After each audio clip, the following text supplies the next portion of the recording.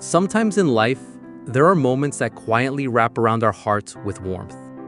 Today's story is about a 63-year-old man and a swing in his neighborhood park. It was once a place of joy with his wife, but after she passed away, he stayed away for a long time. Then one day, he sat on that swing again, and what happened next was something he never expected.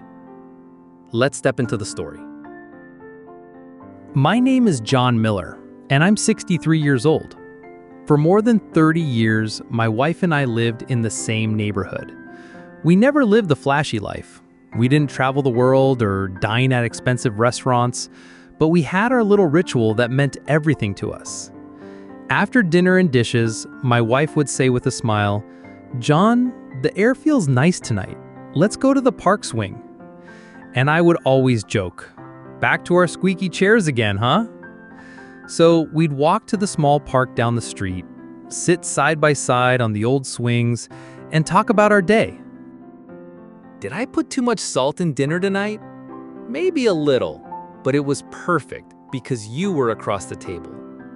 Simple jokes, small worries, a gentle way to end the day. The creaking swing was like background music for our little world. But one afternoon, she suddenly collapsed at home. We rushed to the hospital. The doctor's face said it all. "Prepare yourselves," he whispered. My wife, pale but still with that warm look in her eyes, reached for my hand. "John, I'm sorry. I think I have to go first. Please, even if you're alone, live strong." That was the last thing she ever said to me. When the warmth left her hand, it felt like the world went dark. After the funeral, the house felt unbearable. An empty chair across the dinner table, a pillow untouched in our bedroom, fewer dishes in the sink. And the park swing? I couldn't even step near it. From a distance, I would see it swaying in the wind, and I could almost hear her laughter. I would turn away quickly, tears blurring my sight. Maybe it'd be easier if it just broke down and disappeared. Seeing it still standing there, exactly the same, was painful.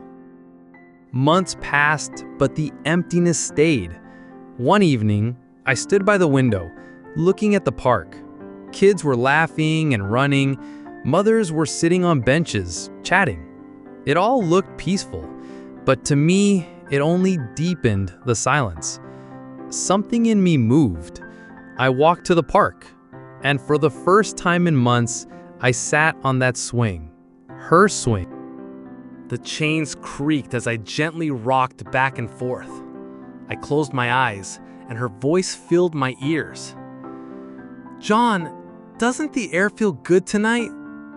The memory was so vivid, I almost replied. Instead, tears rolled down my cheeks. "Mary, why does the world feel so unbearably empty without you?" The swing swayed, and I felt like I was falling into a bottomless pit. The only sounds left were the creak of the chains and my quiet sobs. I thought nobody noticed me, but then I heard a gentle voice. "Sir, are you okay?" Startled, I looked up. A young mom stood there, smiling kindly. "Please come out here more often. We'd love to see you. Next time, let us bring you a cup of coffee."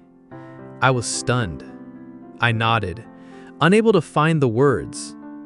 Then another mom added softly, "We used to see you with your wife on these swings. You two always look so sweet together."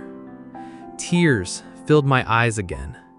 I thought no one had noticed, but they had, all along. Since that night, I have returned to the park now and then. The laughter of children and the voices of neighbors became comfort, not pain. "Mr. Miller, how are you today? Tell us more about your wife. She sounds wonderful." At first, it was hard to talk about her, but soon I found myself smiling. She loved flowers. She'd plant little pots in the corner of our yard. And her soup, always a little salty, but it was the best thing I've ever tasted. As I spoke, I felt her close again. I realized, though I lost my wife, I wasn't truly alone. The empty swing beside me was now filled with the warmth of neighbors' kindness. One evening, as the sun set behind the trees, I whispered, "Mary, the world is still kind."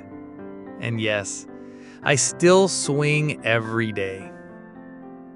A breeze stirred, and the swing moved gently, as if she were sitting beside me once more.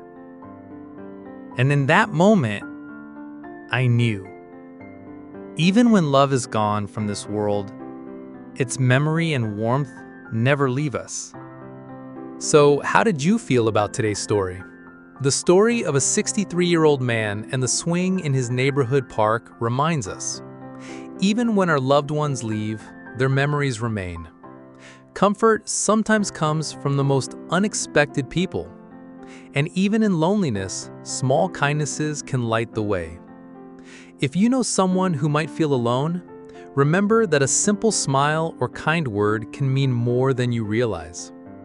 Thank you for listening. We'll be back next time with another warm and uplifting story.